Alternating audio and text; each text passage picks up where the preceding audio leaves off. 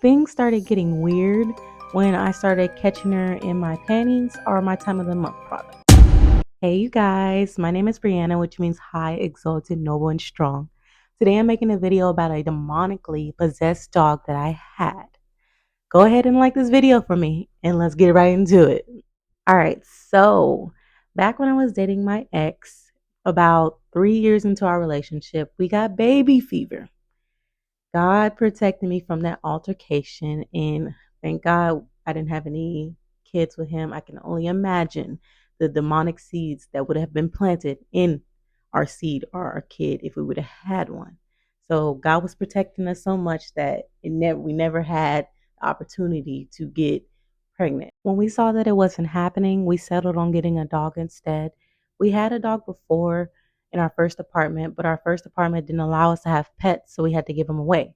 So in this time, we were moving into our second apartment and we decided to get a dog. I was being selfish when I decided to get this dog because I seen how he was with animals with the first dog that we had. He enjoyed torturing. He was quick to anger and he only wanted them for like the first couple of days or certain times of the month as a companion that he didn't care to take care of. All of our animals always hated him and loved me. I feel like their love for me was even stronger a lot of the times because I was the only one that was like showing them what love was or really just nurturing them and trying to take care of them. And he was like on a complete other hand of being horrible to them. It was crazy. But let me repeat, I was selfish at this time and I had this baby fever and I just wanted to take care of something. So even though I knew how he was, I decided let's go get a puppy of all things. And so we went to a puppy store that was in either Sugarland or the Katy area. So we get to the store and we see that they have all types of little puppies from all types of dogs. And I settled on a pug. She was so cute to me and she was $9,000. It actually took me a few days to settle on a name for her, but I finally settled on the name Nyla, and I spelled it Nyla. And she was just the cutest little pug, and we were enjoying her for like the first few days. For my ex, he always, anytime we get something brand new, he enjoys it and takes care of it for like 3 days. And then after it's not brand new anymore, it's not important to him anymore. So after the first few days, she basically became 100% my responsibility to where I was doing all the responsible training and feeding and giving love. And I say responsible because he would do things for her, but it would be so irresponsible. Like he would let her use the restroom in the house without no problem. Never want to take her out. I remember taking her out by myself in the dark a lot when I would get off of work.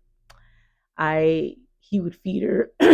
When he would feed her, he would take her to like fast food restaurants and feed her that. Even though she's a pug, and pugs have very sensitive digestive systems, so you have to feed them a certain way, and they can't just eat anything. But he would do all types of stuff like that. At this time, I was personal training, and he had a management job, so he would be gone in the mornings, and I would be gone in the afternoons, almost the evenings.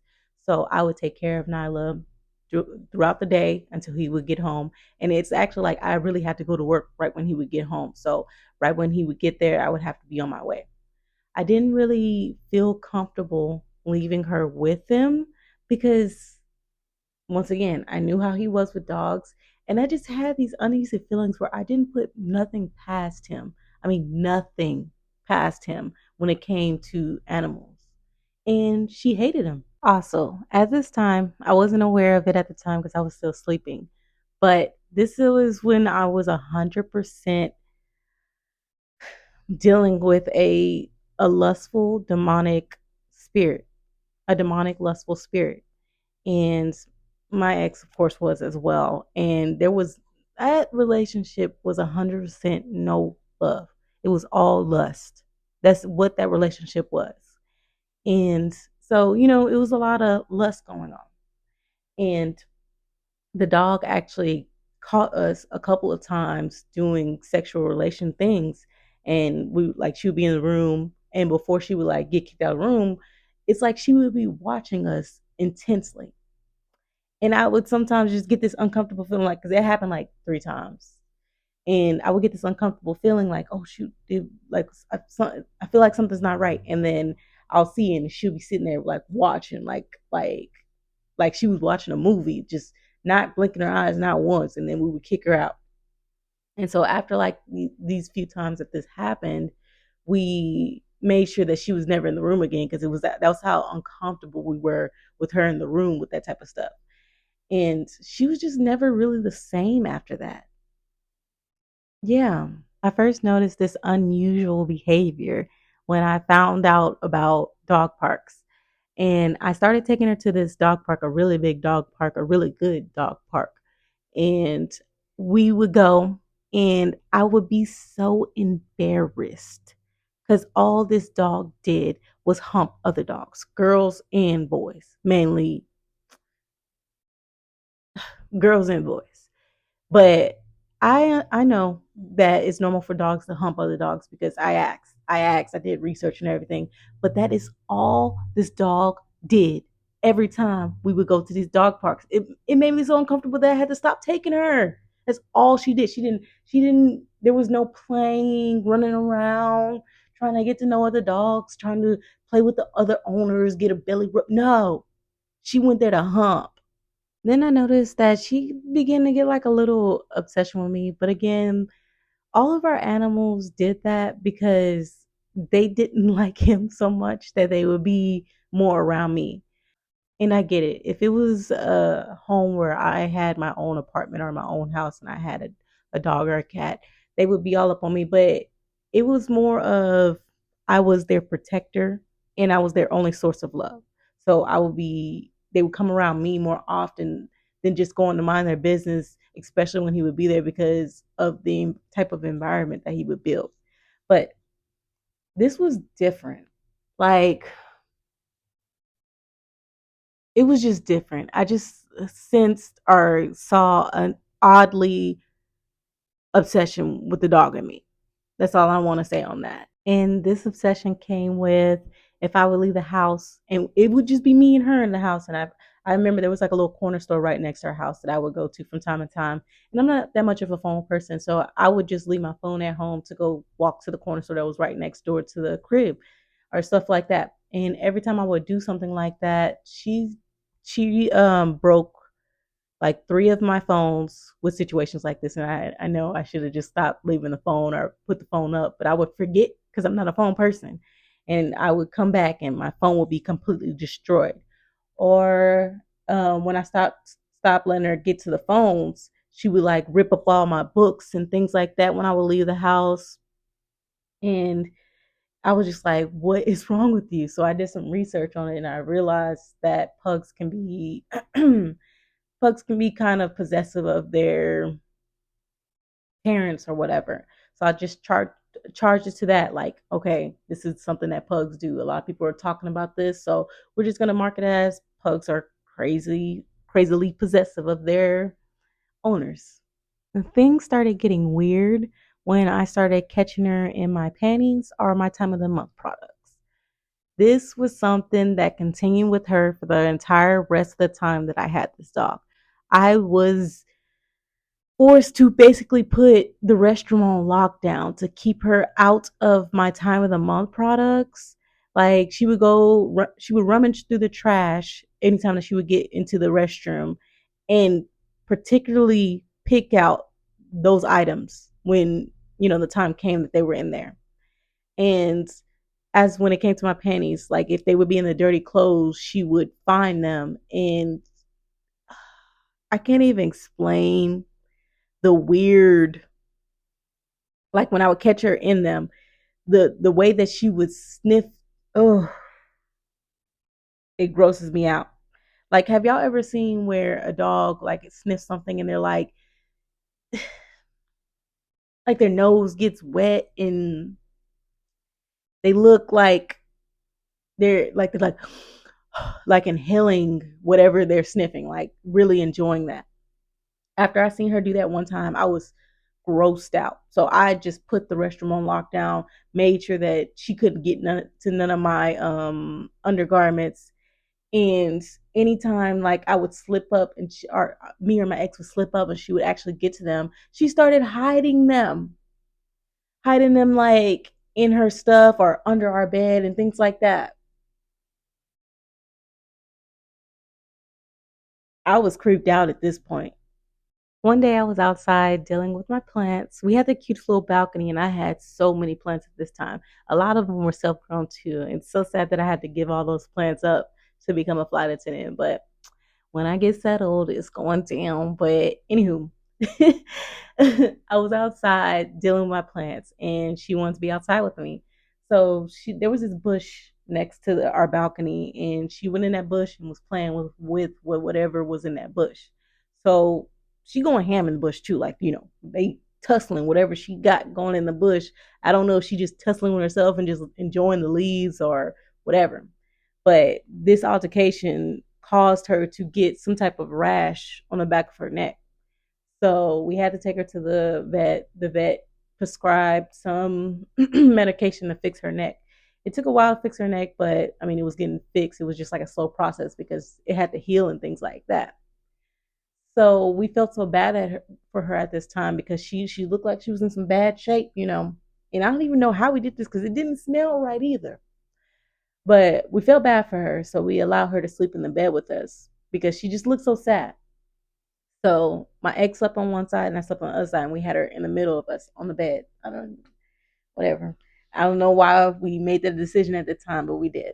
And so we all fall asleep, and I wake up even as we're falling asleep. She's like staring at me as we're going to sleep. Like she has her body face towards me as we're falling asleep. So we end up falling asleep, and I wake up and I find the dog standing over me, staring at me. I'm just like, bruh.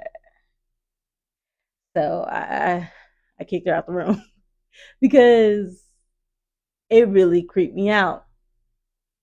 It really creeped me out. And after that, I was just settled on there's something wrong with this dog. There's something seriously wrong with this dog. This type of behavior continued forward until I finally just gave her to another family due to stress and uncomfortability.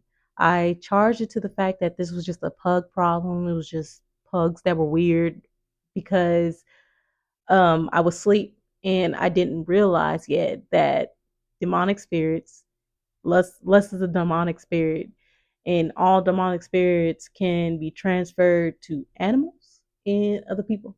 Matthew 8:31 through 32. Jesus is walking to another city and he gets in the city and he finds a man. And the man that he finds comes out talking to Jesus, talking about, man, what you doing here?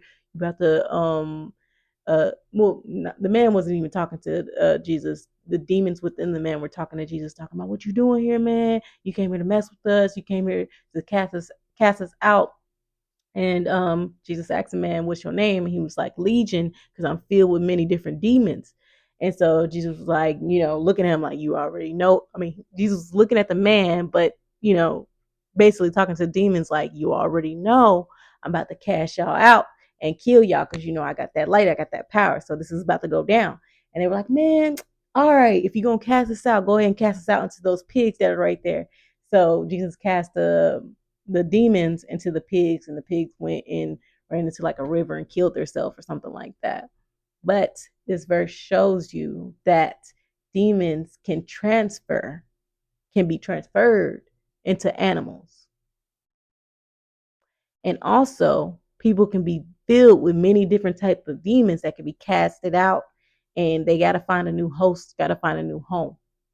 So it can be other people or animals.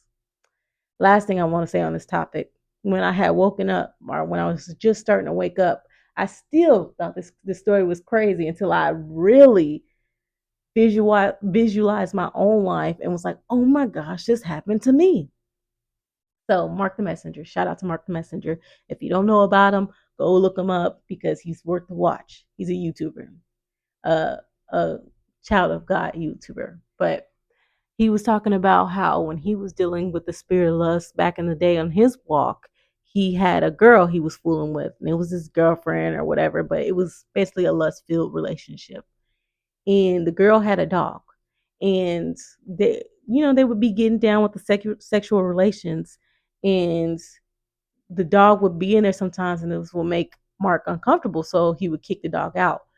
But the dog would get so mad when they kicked him out that he would be barking and acting crazy when he couldn't be in there with them while they were having sexual relations. It gets weird out here, y'all, but there's a lot of stuff that's happening and that's possible that people are not aware of because they're sleeping. Shoot, you see it happen to me. All that happened that I was not aware of because I was sleeping. Last thing I want to say today, y'all, is like we went over in Matthew 8:31 through 32. There is a lot of people that have demons inside of them, y'all. And I've been dealing with this like a lot lately. I've been seeing these demons come out because when children of God go around people, it aggravates the demons within people, and that's why a lot of this other stuff has always happened to us. That's why we suffer so much. But I just wanted to say, because I had a talk with God recently about this, and it's like you're aware that these people have demons working within them, and it is their fault because they're not taking charge of their life and following God, and they're just allowing these demons to take over their life. But when just like how it happened in Matthew 8:31, where the demons were talking to Jesus rather than the man Legion even talking to Jesus. These demons are here talking to you rather than it being the person talking to you. That's why we got to still love these people. And that's why we got to just pray for them because they need prayer. They're sleeping. It's not them. And it's not a joke. So God just had to sit me down the other day because I just ran into a whole bunch of altercations in one go within a week, and it was really bothering me. And he just sat me down and was just like, I understand you're suffering. It's annoying, and it's hard to carry my light within you because how much you get attacked. But still, at the end of the day, show love. Um, be an example for these people so they can change their life around. We want as many people going to heaven as possible. Period. That's all I have to say, y'all.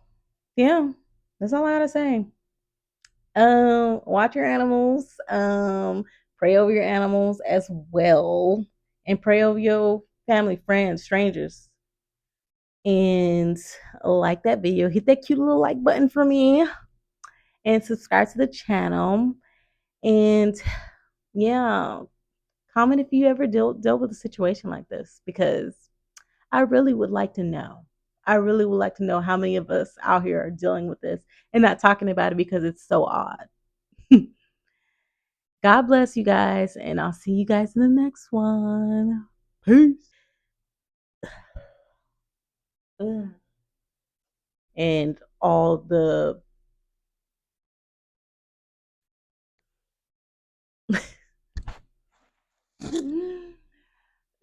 and I get it, like if I was like